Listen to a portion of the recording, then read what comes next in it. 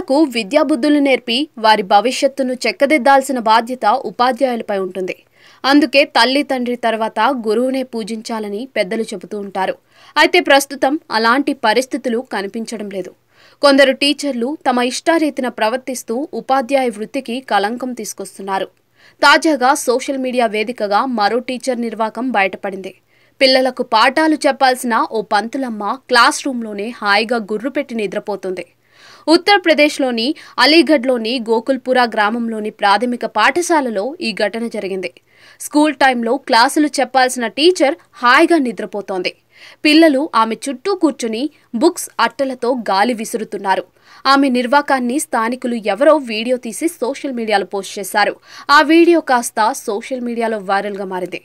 ఆ వీడియో ఉన్నతాధికారుల దృష్టికి వెళ్లింది. దీనిపై విచారణకు ఆదేశించామని, ఉపాధ్యాయురాలిపై తగిన చర్యలు తీసుకుంటామని వారు చెప్పారు. ఈ వీడియోపై నెట్టింట తీవ్ర ఆగ్రహం వ్యక్తమవుతుంది. ఇప్పటి వరకు 2 లక్షల కంటే ఎక్కువ మంది ఈ వీడియోను చూసి విమర్శలు చేశారు. యూపీలో విద్యా వ్యవస్థ ఇలాగే ఉంటుంది. ఇలాంటి టీచర్లు ఉన్న పిల్లలు ఎలా పైకి వస్తారు?